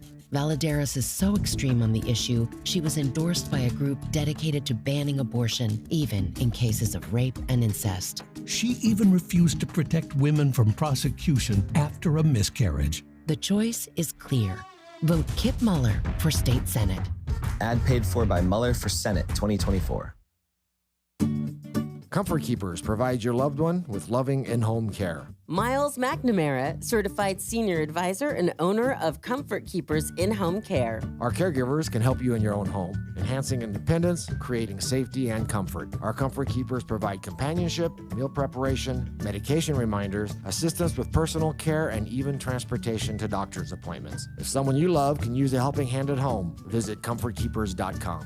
Or call 287-4200. Moms, dads, this is Cardin Ellis, owner of Unipest. If your house has ants, spiders, or gophers, or you want a free orange oil termite inspection, you have to call Unipest Termite and Pest Control, Santa Clarita's only factory-certified orange oil pest control company. We specialize in organic, low-impact, and traditional pest control options that are all kid-friendly, pet-friendly, and affordable with no contracts, and we're SCVi-owned and operated. Call us at 661-BUG-7575 or visit unipest.com. Your hometown station. KHTS is the only station I listen to. 98.1 FM and AM 1220.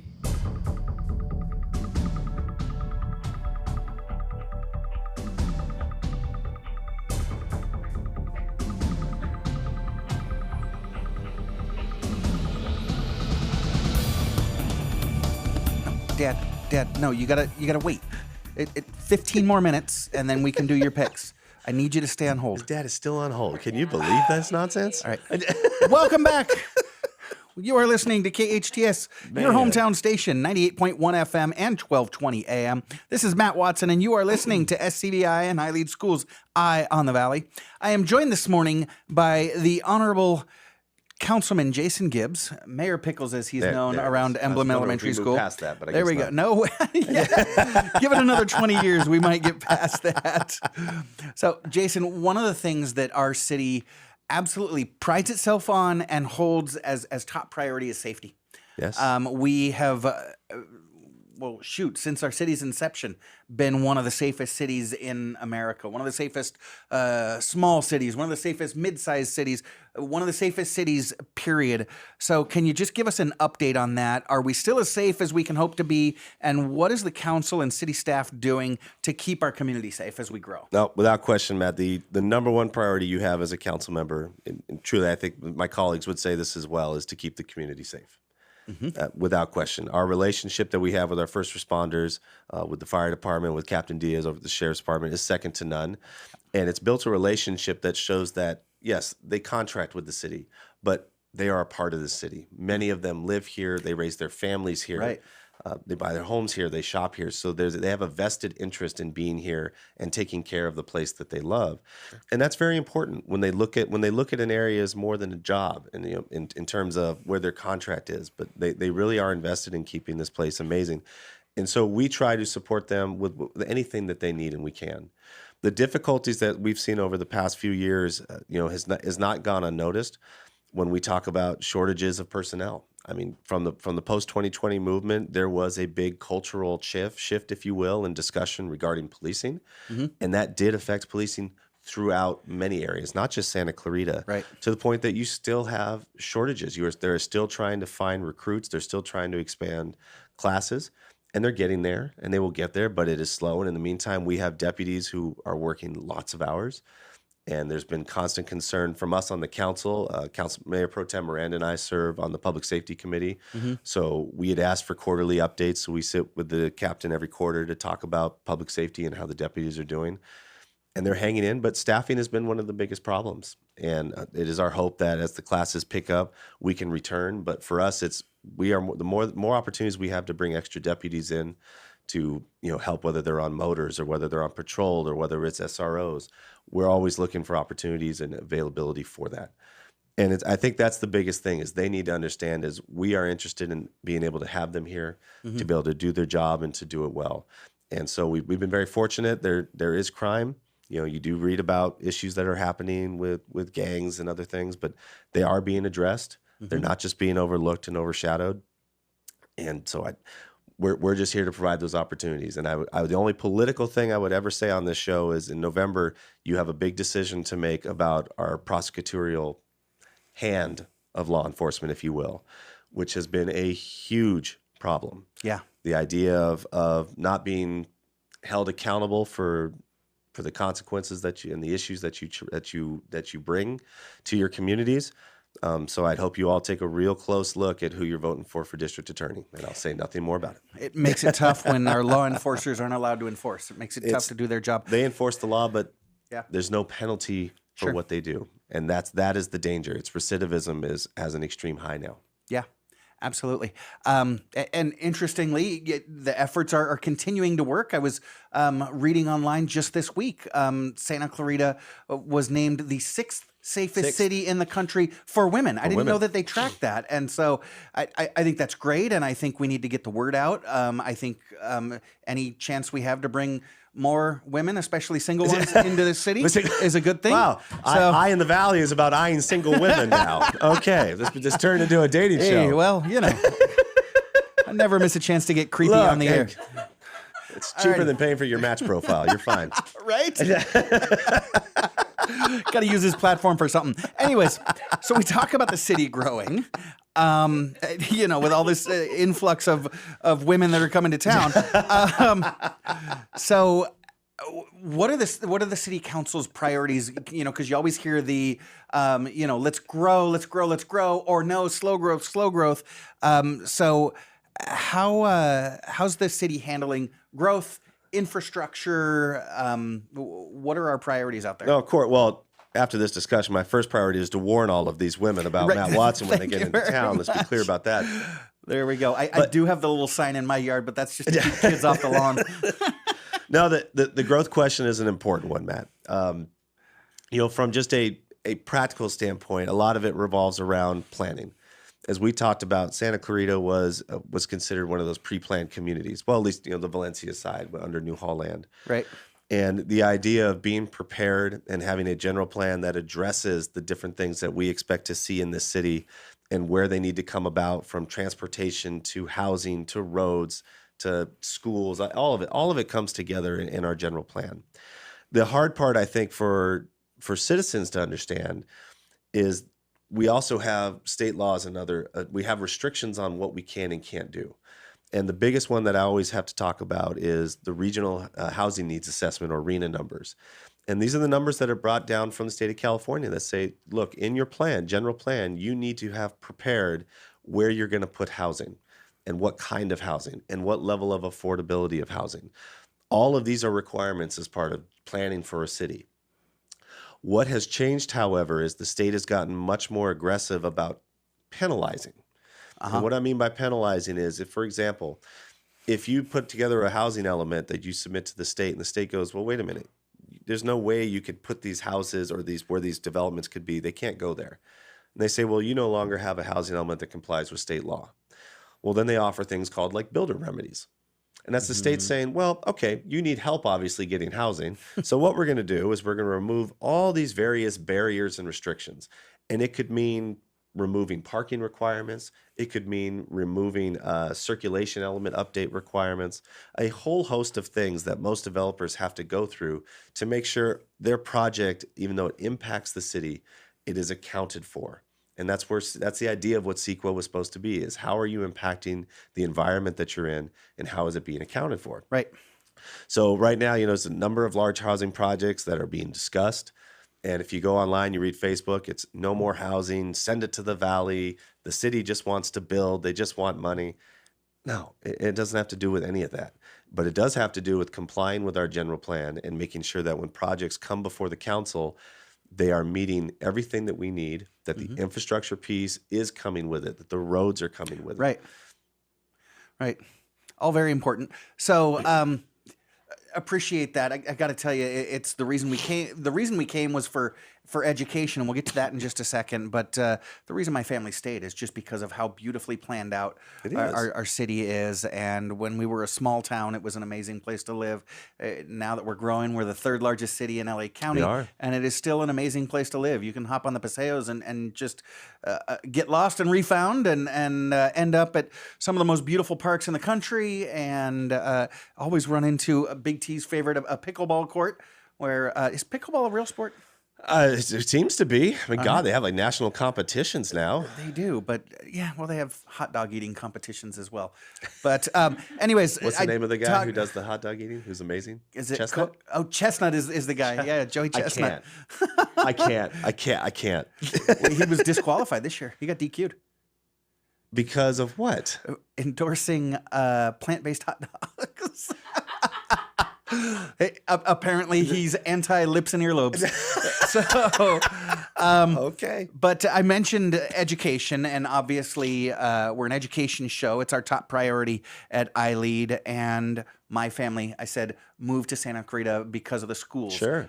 I gotta think at least half of the people that live here came at one point or another because of the schools. Now, I know that city government doesn't have, direct contact with education. It's state and federally funded. They're operated, the districts are operated independently. So what role does the city government play in the public school or even the private school system here in town? Sure. No, that's a fair question. I mean, we look for ways that we can supplement, right? And places that we can help.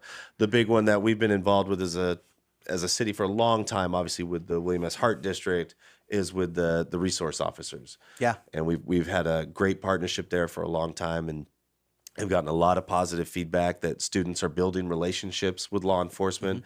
And it's not a authoritarian relationship. It's friendships, it's understandings, it's showing what paths can be available to kids. And there's some kids who need to see that, Yeah. who need to see a vocation that maybe doesn't include high levels of college or future advanced learning, but they see that there are amazing careers, and to know that law enforcement isn't meant to be feared. They're part of this community, and they're here to help our community. So SROs, I think, is the biggest one. One of my personal favorites is crossing guards. So the city provide crossing guards. Very important. And yeah. you know this well. With my kids are in the Saugus district, and we love Emblem Academy, but my goodness, parents do not like getting out of pocket communities.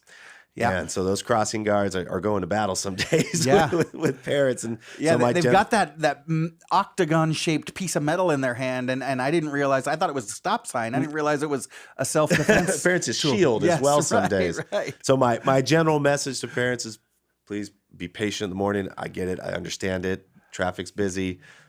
Relax. Don't be running through crosswalks because there are kids. But thank God that I have seen our crossing guard there a few times. Protect parents and kids from people who are just in a little bit too much of a hurry.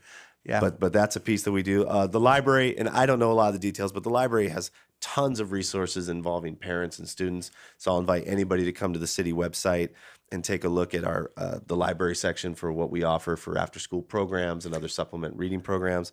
Our libraries are an important hub in our community. We've got 3 locations now? 3. Where they at? We have 3. So you have one right here in New Hall, right at the end of Main Street. It's beautiful, yeah. Then we have the one in Canyon Country. I believe that's the Joanne Darcy Library. I think that was the name of that one in Canyon Country. Yeah. And then we have the Valencia Library right next to the old sheriff's station. There you go. And then one day we hope to have a 4th library in Saugus, but it's a conversation for another day. that would be great. Our was trying to city make Matt continues to blush. grow. Our needs continue to grow. Yeah. And then the last one, so I want to do a quick plug. So I got a message from Carrie today that obviously we've been very involved with Defy and SCVi and drug-free youth. Right. So we've done a lot of work with that. I know that the city is getting ready to do another big prevention program and conversations regarding drug use. And obviously fentanyl was the big kickoff discussion. Oh, yeah. Where we've seen a lot of fentanyl deaths. It's gotten a little less media attention, if you will, in the last few years, but fentanyl is something truly to be concerned about, to understand, and to fear a lot of ways, because it is a deadly, deadly anesthetic. Mm-hmm. And the story I always gave is my dad was an anesthesiologist. Oh. And right at the end, when he started his career, by the way, he was one of the last doctors, I think, who ever had to use ether. And he got to learn from the old doctors who literally would pour ether into napkins or towels in order to put patients under. But when he was ending his career, fentanyl was just coming out. Uh-huh. And they would talk about the absolute minute amount of dose that you need for anesthetic, and anything over that is extremely dangerous and very deadly, and it's very cheap. Mm-hmm. And so it's something very easy to get into the States. It's something very easy to get your hands on, and it's very dangerous. So we always just want people to be concerned and cognizant of fentanyl. So the city's taking an active role in that with social media, and we're going to start doing podcasts. The staff's going to start doing podcasts and really doing more outreach for parents and kids in relationship to that. Well, we appreciate it. You know, our lives are integrated. They're not compartmentalized. That's as right. much as we want to compartmentalize them.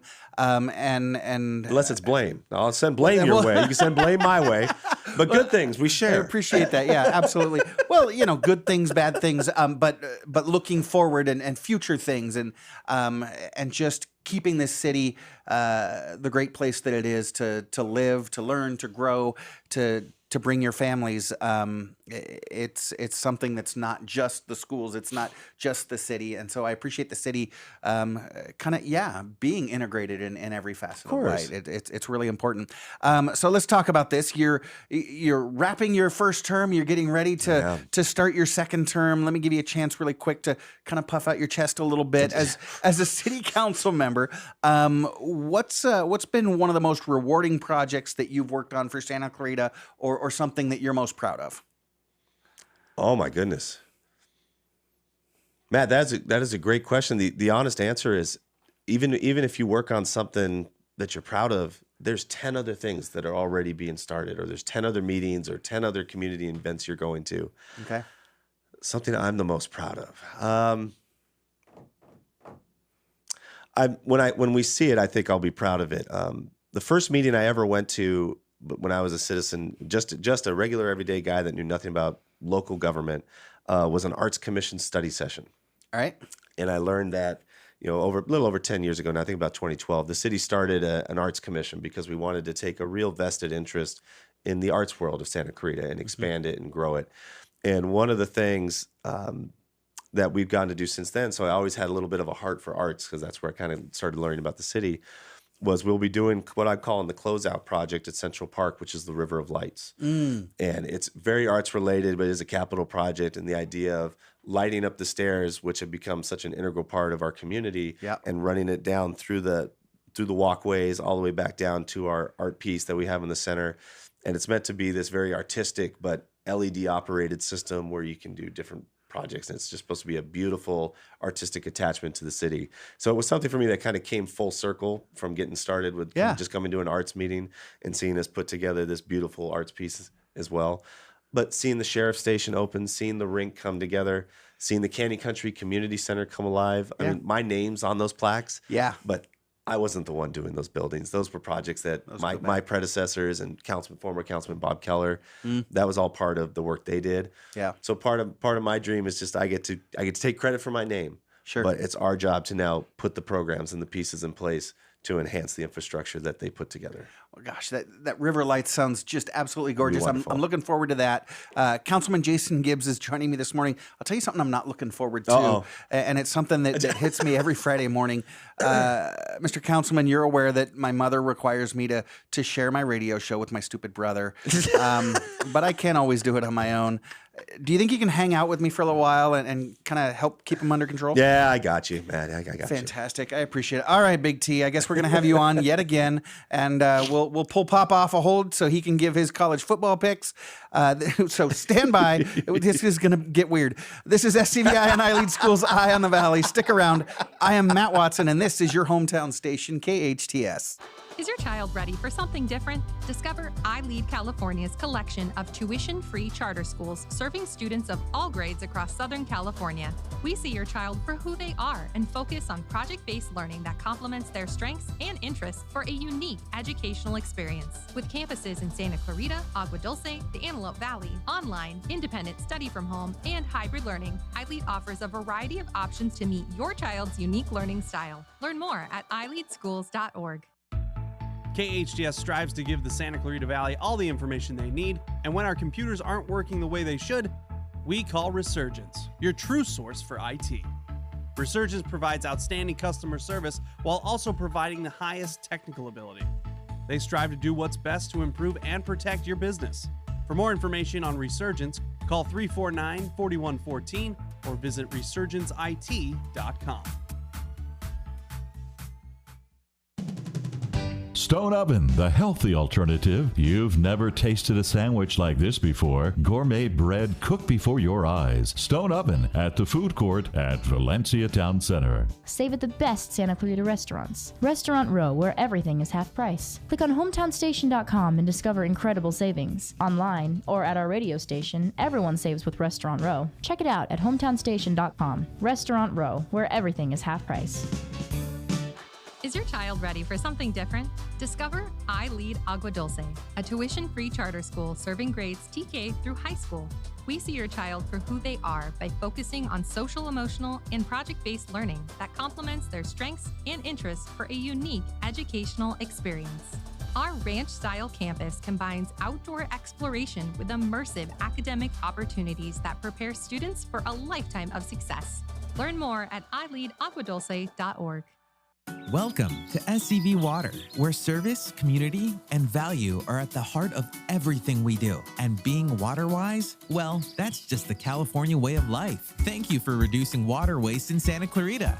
As a community, we can continue to remain water-wise. SCV Water offers cost-saving rebates and innovative programs to help you save water and money. Visit yourscvwater.com to discover water-saving tips and educational resources. Being water-wise is more than a choice. It's a responsibility we embrace. Together, let's make water conservation a California way of life. Your hometown station, KHTS.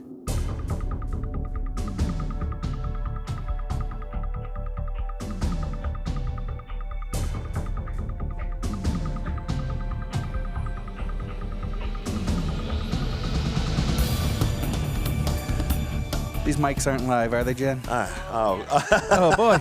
Welcome back. Well, it was a fun career. You are listening to KHTS, your hometown station, 98.1 FM and 1220 AM, where we are still FCC compliant. This is SCVi and iLead Schools Eye on the Valley. I am your host, Matt Watson, and I am joined this morning by Councilman Jason Gibbs. I appreciate you sticking around to defend me, Councilman. My pleasure. But now, despite popular demand, it is time for Big T's 5 Minutes of Fame. Mr. Councilman, you know Big T. He is an executive and a philanthropist.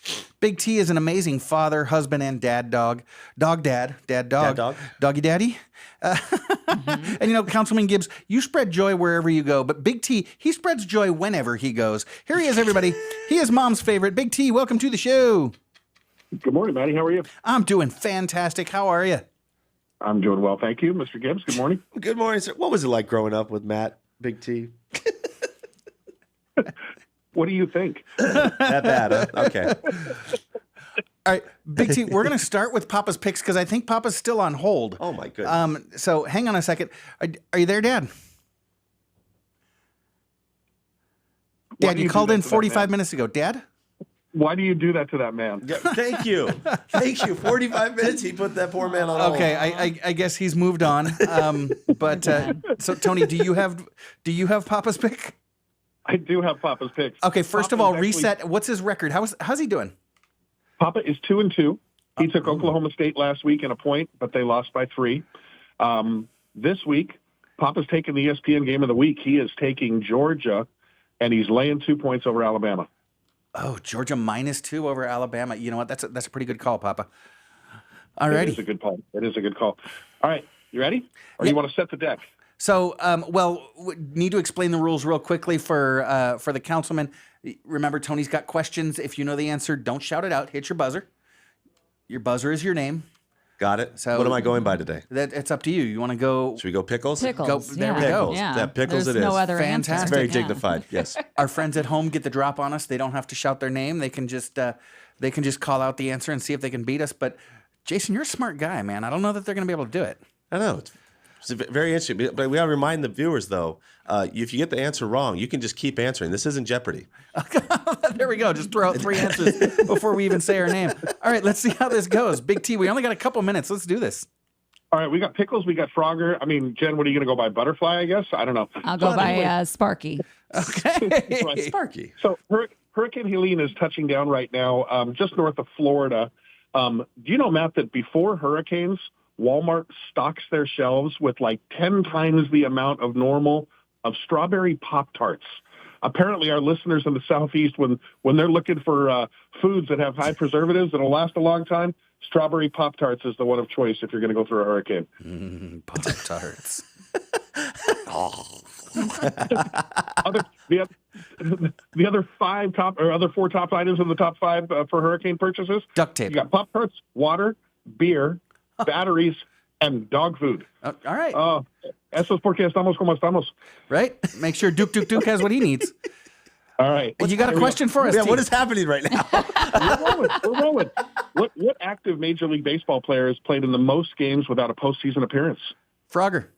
It's got to be Shohei Ohtani. Shohei Ohtani with 876 games. It's because he played for the Angels. Well, that's true. Didn't they just have the worst year ever in their franchise? Yes. Okay, Yes, that'll they teach did. them to get rid of him. Yep. Yesterday, Frogger, 5 teams played their final home games of the regular season. The Yankees, the A's, the Twins, Dodgers, and Pirates. The Dodgers had the highest attendance yesterday. Who was second? Oh. Pickles. A's? It was the Oakland A's. 47,000 people attended that game. That's funny. That was more than the rest of the season combined. Right? Pretty much. In Major League Baseball, how many yards is it from home to first base? Frogger. 30. 30's correct. That's quick math. Good 90 for you. feet. Yeah, thank you. How many feet is the length of a football field? Pickles. 300 feet? 300 is correct. There we go. In Major League Baseball, what's the distance from the pitching rubber to home plate? Pickles. 60 feet, 6 inches? Nice pull. Very good. Nice pull. In inches, what's the height of a regulation basketball hoop? Pickles. 120. Nice. All right, fantastic. Boy, these math questions are really killing your brother, T. Good job. I'm out on the math. I'm out of time, Big T. We got to wrap it up. Pickles just skunked us today, Jen. Man, fantastic. Way to go, Jason. I want to thank our guests, Francesca Bolivar, Stephanie Koshuta, and Michele Bowes from iLead, California, Santa Clarita City Councilman Jason Gibbs, producer Sarah, engineer Andrew, engineer Jen. And hey, thank you for listening. Remember, friends, life is hard, but we're all here to help each other along. Be well and do good and have a great weekend. Join us again next week and every Friday, 8 to 10 a.m. I am Matt Watson, and this is SCVi and iLead School's Eye on the Valley on your hometown station, KHTS.